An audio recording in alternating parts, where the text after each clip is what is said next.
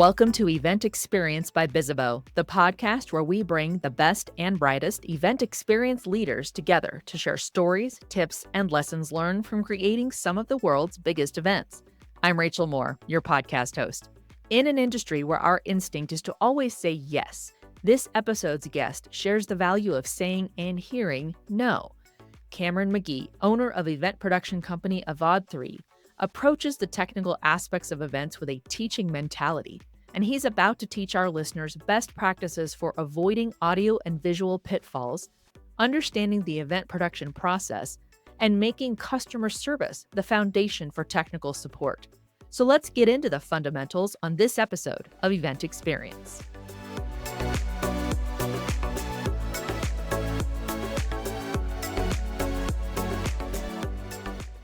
Well, our guest today has been living out his passion for live event production since 2002. Coming from a background in photojournalism, video, and media, today he is the owner of Avod3, based in Arkansas and serving the entire United States in event production. I'm pleased to welcome Cameron Magee to our microphones. Cameron, welcome to the Event Experience podcast. Honored to be here. Thanks for having me, Rachel. Thank you. And as I always do, since I give the super high level introduction to our listeners, I like to toss it over to our guest because you know yourself best and we want to get to know you better. So introduce us to you with your current title, the role for your company, what your company is all about. We'd love to hear about it.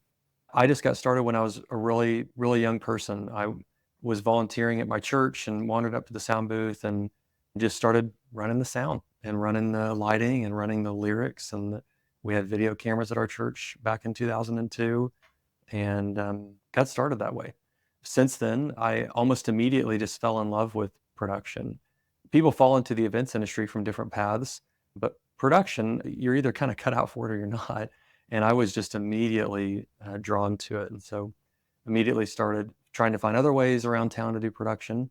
Of course, being from Arkansas, it's not exactly LA or New York. There's not a lot of opportunities here. And so I had to kind of accidentally become entrepreneurial a little bit and just start asking, hey, the Pee Wee football game, can I record and sell DVDs to the parents? And as a 12-year-old, they're like, that's adorable. Knock yourself out, kid, and started running sound for choir concerts and local weddings and little things like that. And they've just never looked back. I'm 34 today. I've been doing production longer than not at this point, but just got started in my church and just absolutely love being with people on their biggest days of the year, doing the technical stuff that for most event planners is kind of a foreign language. I have to say, I would love to get a poll if I could, for our listeners out there, how many people got started through church? And the reason I bring that up, that was actually one of my first forays into kind of event production. I remember when our church would use PowerPoint really inventively, like we were making music videos using PowerPoint, if you can imagine, like just the animations. Oh, I can. Yeah, I bet. And so it feels like that would be a really easy gateway for a lot of folks to be like, hey, I like this whole events thing. So I love that you shared that part of your experience. Yeah. And I think, a lot of us still volunteer in nonprofits and things, but a lot of nonprofits maybe only have like one or two or maybe three big events a year. But when you're serving at a church, no matter what religion or congregation or faith background you're in, you have a show every week and you have to make that happen every week. And people are coming at Sunday morning, they're coming, or Saturday night, or whenever your church is. And so there's something about just getting a lot of reps that either you're cut out for it or you're not. And for me, I was, and it sounds like for you were too, Rachel. That's great. That's right. And like we said, I bet we're not alone. So it makes all the sense in the world. So I'd love to hear from our listeners about that and on Bizzabo social and things like that. I want to switch on to some get to know you questions that give us a little bit more insight into you as a person and possibly as a professional. We'll see, which does lead me to my first question of that. What are your go-to on the ground event day shoes? What are you going to be wearing when you have to be running everywhere for 14 hours? I'm wearing them right now. That's so funny. And I hope that you ask this of everybody. The shoes are so important in our industry. Yes. I'm wearing On Cloud 5s. It's the most expensive pair of shoes I think I've ever bought. Even my boots, I play in a 90s country cover band. Even boots, I don't spend this much money. But I swear by these, they're bright white because other than that, I'm in head to toe black. So, I mean, I'm wearing head to toe black right now, actually, thinking about it. I'm just at home. Head to toe black, but bright white on cloud fives. Big believer in those. I know I've heard that mentioned. Yes, we asked this question. We have been, I think, for several months now, which I hope if everyone listens to this podcast for no other reason than to hear, like, what's a good pair of shoes I can buy? Because you're so right. In this industry, it is about protecting those feet because they are put to work. All right. What are you listening to, watching, or reading these days that you can't put down? I'll do this one quickly because this may be less relevant to folks. I consider myself first and foremost an owner and a leader, a business owner and a team leader. And so anything by Dan Sullivan, specifically one book is Who, Not How. I just love it. I picked that up a few years ago, continue to go back to it. And now I'm kind of, I don't know how many books down the rabbit hole of Dan. And I've started attending some of his events even and just really loving the leadership and entrepreneurial spirit of Dan. Again, that may not be super relevant to this group, but Who Not How I think is broad enough that anyone can learn from it. And like I said, I think people do. They check in on here and be like, well, I need something new to tap into. And we get all kind of answers on the spectrum. And you just never know. It's probably relevant to somebody. But well, knowing how you got started in event production, tell us a little bit more too about like what Avad 3 is about today. Like what kind of services do you provide to today's event experiences out there? Yeah. Today, we're really proud to serve events all over the country, doing audio and video and lighting and staging and streaming and all the technical production things for events from coast to coast. We're still proudly based in Arkansas, which sounds absurd. There's not a ton here, but what is here, we love to do. My wife and I are both from Arkansas. We want to raise our two boys here. And so we're here, but we go all over the country. And what accidentally has happened business-wise that's made a ton of sense is we're smack dab in the center of the country. If you draw a bullseye, I think it's like Oklahoma City would be the center. We're 4 hours from there. So we're really, really centrally located, which is strategic. Arkansas has a relatively low cost of living. And so we've been able to be competitive as we did, even driving semis all over the country and flying the crew and using local crew too. We've been really competitive there, but we're running a national event production company from our backyard here in Arkansas. How that came about was when I was in college, I just always thought of this as a hobby. My parents aren't entrepreneurial. They're not technical. They've had just steady full-time jobs their whole lives. And I decided to kind of give this a try. From the dorm room is where I really formed the company, and just kind of a classic story of forming the business in the dorm room and buying a trailer and putting a couple speakers in it, almost like a little DJ setup, not a DJ at all. And just humbly, just one at a time, just doing one event after the other, doing some video production, just steadily have grown the business along the way. So that's kind of how I got started, kind of the present state of the union, so to speak, and a little bit the founding story there in the middle. Love it. And thank you too.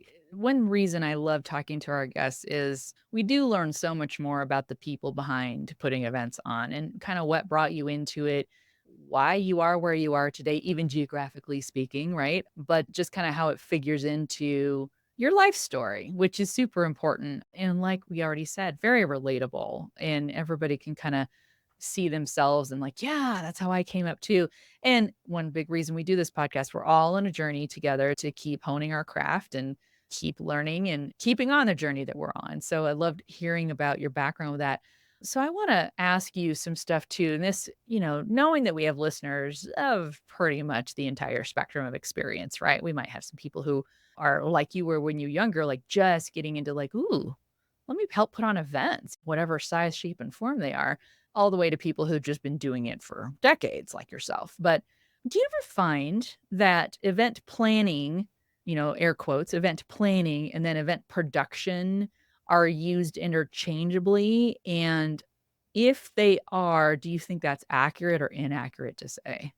Yeah, it's a fun question. When we first started, I'm just a big nerd. I'm a geek. And so I am the opposite of a DJ. Like I said, I'm also not that great of an event planner, so to speak. You would not want me to plan your wedding, I think is where a lot of people kind of cut their teeth. I'm not the event planner type.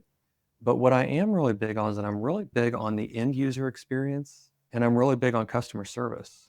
And what I learned, kind of those two words, event planning versus event production, typically event production really gets put in a box. Those are the men and women behind the curtain, behind the drape line, and that we wear all black on purpose, so nobody sees us. And they're the technicians. and we'll speak to them when we need them. And they don't really speak unless spoken to. They're kind of quietly in the back, or maybe the experience with a sound guy or something is he's a grumpy guy or something like that, that they're grumpy. And that wasn't okay with me. I'm really big on serving. I'm really big on that we're all here to serve. And we serve different people in different capacities, but each of us, our jobs and our roles are all about serving others. And so that's where we accidentally started kind of realizing that we were doing more than just kind of the AV, like putting it in a box. Even early on, one of my first hires, and as we kind of grew the team slowly over the years, we coined this person production manager. And that's a production term. I think a lot of crews have a production manager, but at Avod 3, a PM actually acts a lot more like an event planner. And I didn't know that at the time. Again, we're in Arkansas. We're on a bit of a desert island. I didn't have a ton of examples to go off of. I just kind of built the business with a blank canvas. But what we've been told over the years is, man, you guys are really swimming upstream. You're kind of thinking, coloring outside the lines, thinking outside the box, and doing more for us than just making sure the microphones don't feed back and the video doesn't freeze and the slides don't get queued at the wrong time. And so some of our more recent hires, I guess we're 13 this year, have been literally hiring event planners and putting them on our team and saying, hey, we can actually teach you the tech. We're hiring you for your people skills and for your project management skills. And so we've really blurred that line. But I think traditionally, listeners from wherever they are in the country or world or whatever, traditionally, those are very separate things. I think event planner is very different than production manager, but we kind of choose to add value because we're so passionate about serving that we don't want to just handle the AV. We want to think a little bigger and lean into bigger picture things like y'all do. Yeah. It's a great answer to that too. And that makes a ton of sense because I mean, if I were to equate it, I am not myself an event planner. I mean, I can plan an event. Just because I can doesn't mean I should, you know? But I think of our audience of event planners. So then I can think of somebody who's like in marketing, who knows how to do marketing, like just generally knows how to do it all. But are they necessarily like a video editor or a graphic designer? Maybe not. They need someone who's more of a specialist in the tools that trade uses and output, which absolutely impacts marketing, but it's a specialized skill. And I like, how you mentioned there are event planners out there, and some of them may know all the production and the AV aspects, but you can teach them that. It's not necessarily, oh, everyone across the board, all event planners listening to this podcast are also event production specialists. No, and I like that you drew that distinction that there's obviously some scope there as far as training and knowledge and gaining that expertise based on what they work on. So super helpful. Absolutely. And I just think from all the event planners that I've met over my career, the events that we've gotten to do, usually the tech stuff is the event planner's weakness. A lot of event planners maybe loved food and bev, and so they got in the catering route, or they loved venue management, or they love analytics, and so they're more on the registration side and tracking engagement and things like that. People get into it for different reasons, but I haven't really met an event planner yet who's super techie. And so what ends up happening is there ends up being almost a translator needed, kind of a communication breakdown between the big picture macro level visionary event planner and the AV team. And I've just always been a teacher. My degree's in teaching. I love teaching. And so I've always kind of found myself being a little bit the translator, even if I need to translate to their client or something like that, kind of explaining things of why we're going to have the rehearsal the afternoon before instead of the morning of. And some of the more soft skill things, I love teaching and educating about the technical things instead of it just getting put in a box. And so I think that ends up being the people that I choose to then hire and build my team. And then that translation really empowers and helps the event planner. I'm just really passionate about being a little bit more full service than just the AV. Yeah. Well, and gosh, I'm sure your clients appreciate it too. And especially if you have that approach with anyone you're working with as well. I mean, it makes the entire experience a little bit better. You're good at what you do, but you're not creating a firewall of like, well, yes, but you can't access what I know. It's like, no, let me bring you along. And the more everybody knows, it's like, was that saying? The rising tide raises all ships. And so you're really That's right. treating it that way. I'd like to ask you this. So maybe I'm asking this because sometimes when we focus on negative stuff, that instantly brings eyeballs more than, oh, it was so positive. So we can go either way with this, whatever you're comfortable with. But I was going to ask you if you could share any story or experience about where a lack of or poor event production led to a poor outcome.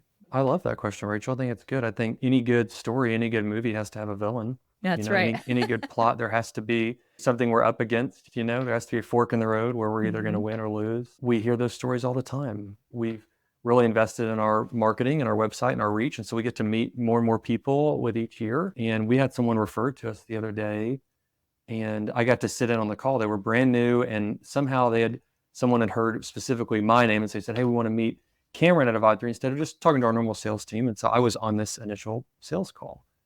And it was eye-opening to hear some of the same stories that I heard when we were 3 years old and 5 years old, that these folks who come to us and say, hey, here's how it went last year. And here's why we're looking for somebody new. Nobody in the back could hear. And in fact, we couldn't even get everybody to take their seats, when it came time. And we know when we needed to play this key video for kind of a big ask, a big moment in the program, it didn't work. Ugh. And then we brought in this really talented presenter, this speaker, that actually said they won't come back anymore. They had such a terrible experience with the crew, whatever this crew was that we had used last year to do the AV. So that was one client in like a 20-minute Zoom call just a few weeks ago. And so we get to hear those horror stories all the time. And a lot of those stories are actually pretty timeless. Like I said, I was hearing those 10 years ago, and they're still timeless today. Those are the reasons people start looking for a new vendor. And I'm sure there's listeners who have a great vendor, and that's awesome. Stick with them. That's wonderful. But when people are looking, it's usually because something went terribly wrong. And I've kind of become a student of that and studied that almost scientifically over the years, like what's going wrong here? What's going on? Because there's thousands of very technical, very gifted people, audio, video, lighting technicians all over the country. So how could this be? Yeah. But I think it's a breakdown in some of the soft skills of communication between us, that maybe the client is saying, hey, we don't have time for sound check. We need to just do it. This presenter is a big deal. They don't sound check. Okay. We don't have sound check with them. If it's Magic Johnson or whatever, whoever it is, we don't care. We get to work with Fortune 1. We get to do things with the President of the United States. We get to do things with really big people. They don't have to literally do it, but we need their aid. We need somebody to come out and do this to make sure that everything's okay. And so I think a lot of those soft skill type moments are really where things go wrong. And that's why, again, we focus so much on service and on customer service and on communication and being personable and kind and listening really well. Because I think there's a lot of technical crews, but when the event planner's weakness is the technical stuff, they don't really know where to kind of communicate and how to push back and how to work together and listen to recommendations.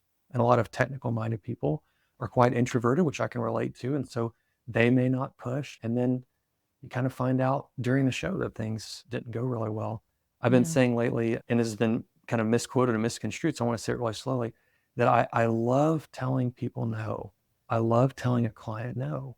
And I think that a lot of us are taught in the event planning, like never say no, always say yes, and always find a way.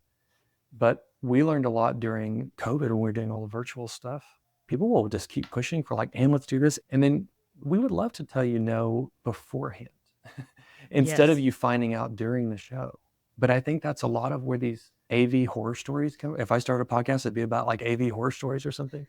And a lot of them come from the event planner saying, hey, can we just, and know this, and kind of stacking all these little things onto a pile, and the crew not pushing back or saying no. And then before you know it, then you're just kind of headed towards failure. And so I love telling a client no in planning and finding those limits, or yes, and it would take this too, rather than finding out in the show. But I think that's key. And I think that's what's not normal with event production, because technicians love to be competent. They love to be smart. Love to say, oh, that's a challenge and I'll definitely take it on and it's going to be great. But then things crash and burn.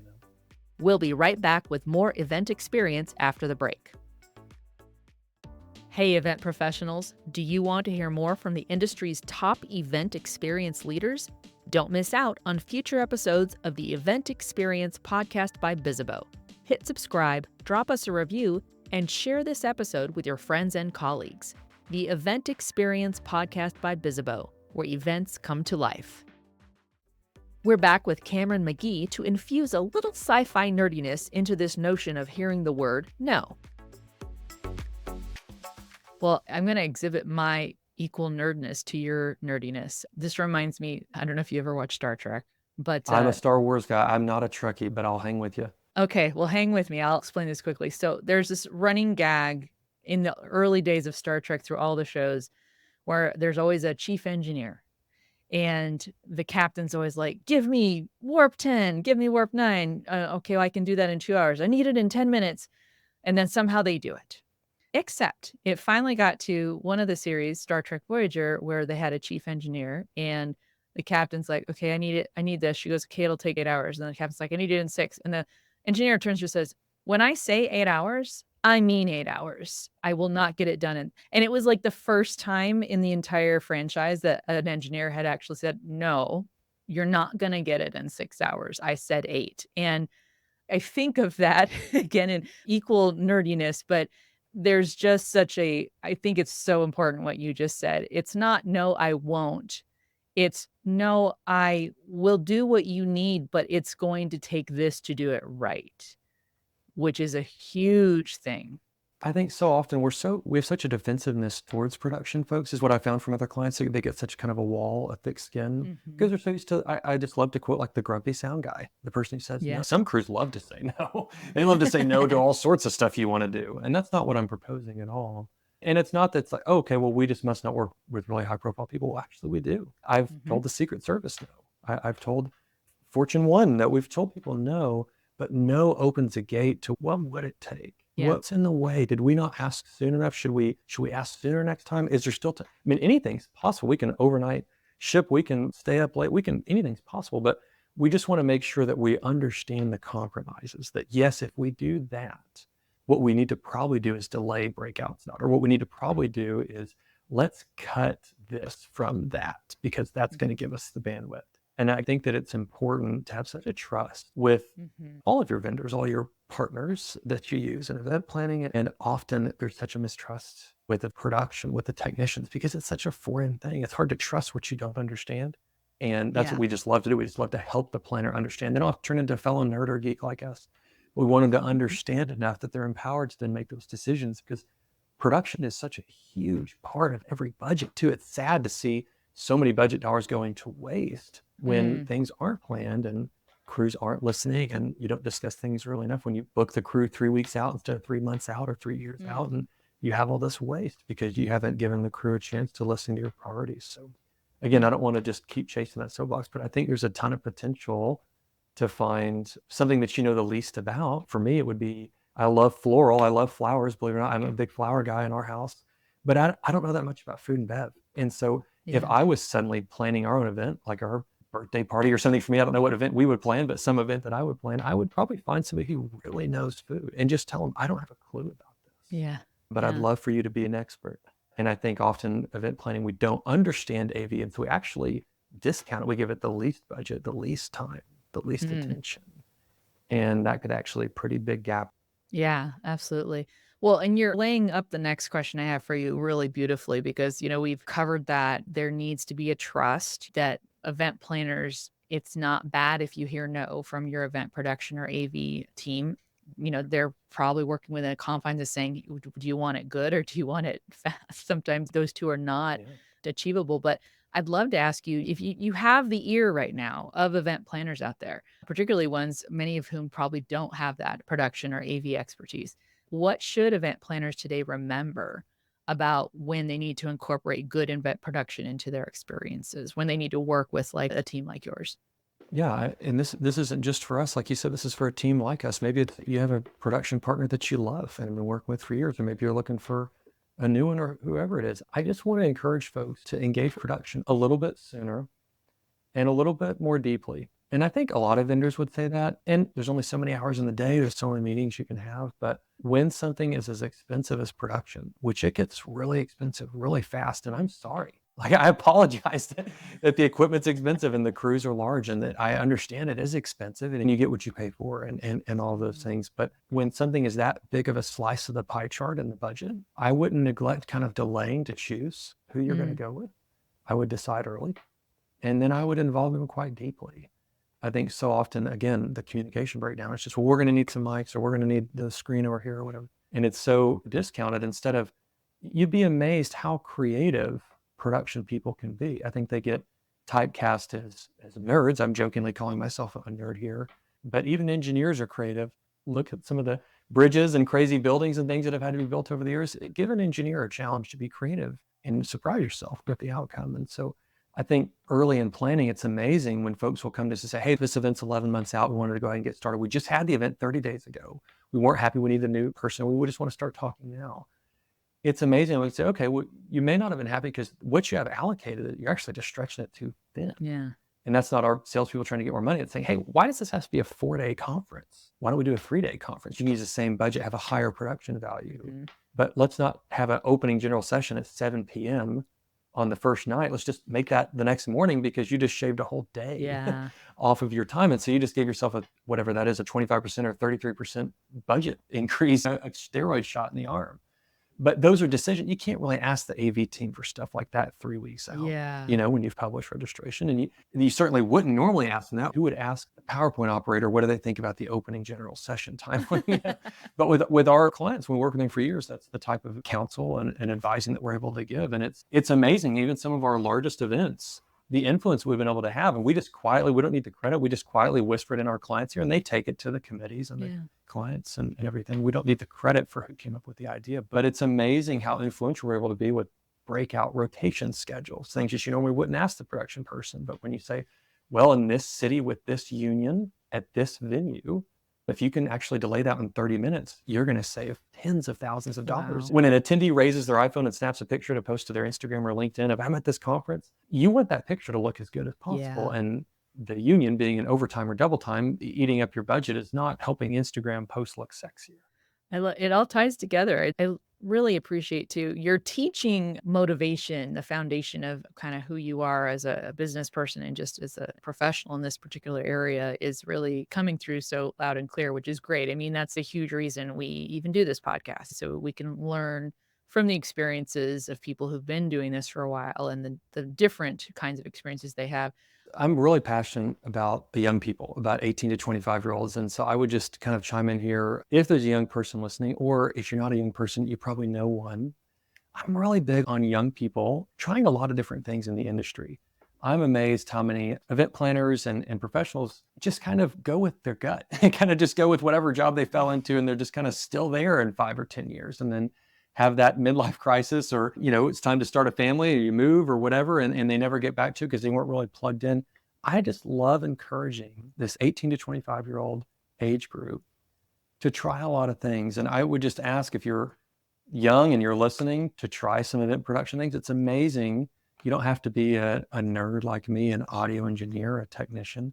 There's so many roles in the production industry that I think you would find interesting. We've converted a lot of executive assistants into production. We've converted a lot of different types of people from different industries into production who love it now. We've had to do that because we're in Arkansas. There's not a huge amount of production professionals here. We've had to convert people. But I'm often amazed at how late in careers people are trying things. And so I would just close by saying, if you're young, try a lot of things. Try things in production. If you're an event planner, try things in production. It's amazing. And not all of the roles are extremely engineering based. And then it just kind of a plug that I would say just professionally for our company on the way out is we love all the RFPs that we get to bid on all over the country. And we would just love to be a third bidder on something. If you're working on a project, you're saying, hey, we've been working on this, or we're a public institution or whatever, it has to go out to bid or whatever. We would love to be a third bidder. It's amazing how often people are surprised. Little Avad 3 from Arkansas, we go all over the country. And so anytime you're working on an RFP, we'd either love to bid on it or would love to help you just draft it. Just be kind of an objective third party outside. If you want us to look over it, even if we're not going to get to bid on it, we would love to help speak AV for you so that you're getting really accurate bids. It's such an expensive part of every budget. And so we want to help people with that. And we're happy to help all the way from Arkansas. Nice. Excellent. Where can our listeners find and follow you online? My last name is a little unusual, so I'll spell it. My first name's Cameron. So Cameron Magee, Cameron, Cameron, Magee. You can certainly find me on LinkedIn. I'm certainly active on LinkedIn, but I don't necessarily cover a ton of event planning content. I mostly talk more about leadership and running a team. We've got almost 50 people now at our little business. And so I'm very passionate about just being a good leader. I would point them more towards our company's LinkedIn, which is Avad 3, AVAD 3. Avad is Hebrew for serve, and then you put a 3 at the end. So Avad 3, that's going to be a lot more event planning type content. If you look me up on Facebook, you're just going to get pictures of our kids. We've got a 4 and 5-year-old boy, and it's just pure kid shenanigans on Facebook. So probably LinkedIn. Oh, it's great. And probably if you can get to mine or get to our company, I would favor the company page for stuff to actually help you grow in the industry.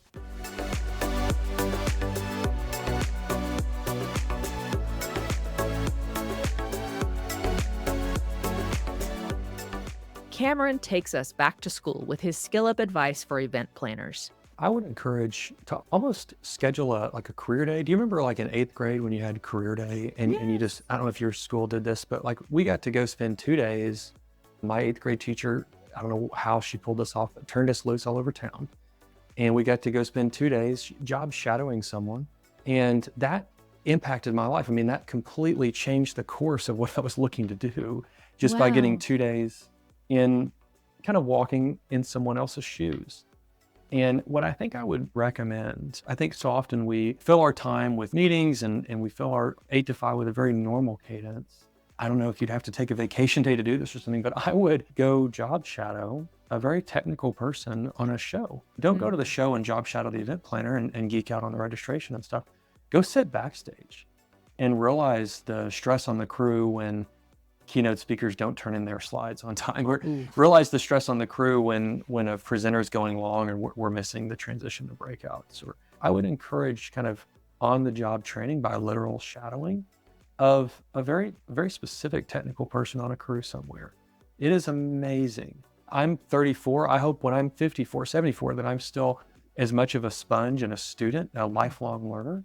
And so I believe whether somebody's listening and they're 20 and they're in college and kind of working through this major, or they're 80 and they're still doing it and loving it, I would encourage you to kind of walk a mile in someone else's shoes, get on a crew, go shadow somewhere very technical, and just be a sponge for 1 or 2 days. And it is amazing what you can glean, and you can start to understand, okay, that's why they had a whole day for load in, or that's why they're having such an early call time to be ready for this big moment with our VIP or what have you. I think we value continuing education. We go to these webinars, listen to these podcasts, and kind of do these low-hanging fruit, listen along type lectures. But I would go be hands-on, because in my experience, the greatest human need is to understand and be understood. Go understand someone who's very different than you on a technical crew. I guarantee you'll be surprised, as long as you don't get a grumpy one. Most production people that I've met, whether their degrees in teaching or not, they love to teach because no one ever asked them to teach. They've got so much knowledge and information, and just to get to have an 8th grader sitting next to them, whether you're an 8th grader or you're 80, to say, hey, what are you doing? And what are you working on there? It is amazing what they can teach you. I continue to learn from our crews and our freelancers and our union people all over the country with over 100 events a year, coast to coast. He's dropping in all sorts of events. I continue to learn and be amazed how much production people want to teach, which disheartens me and says it must be on the event planners to ask. It must not be a shortage of the production people being willing to teach. It must be a limiting on the event planners of being curious and asking those questions. And the best event planners that I've ever met are the curious ones. So that's what I would say. I know that was a long answer, but it's a short one thing, is go shadow a technical person on a crew at a show. Thanks again to Cameron Magee for joining us on Event Experience, and thank you for listening. If you're enjoying the show, we'd love to hear it. Connect with us on social and subscribe, rate, and review us wherever you're listening. Also, don't forget to share the show with your colleagues and friends. You can find transcripts of each episode and key takeaways on bizzabo.com/podcast. On behalf of the team, thank you.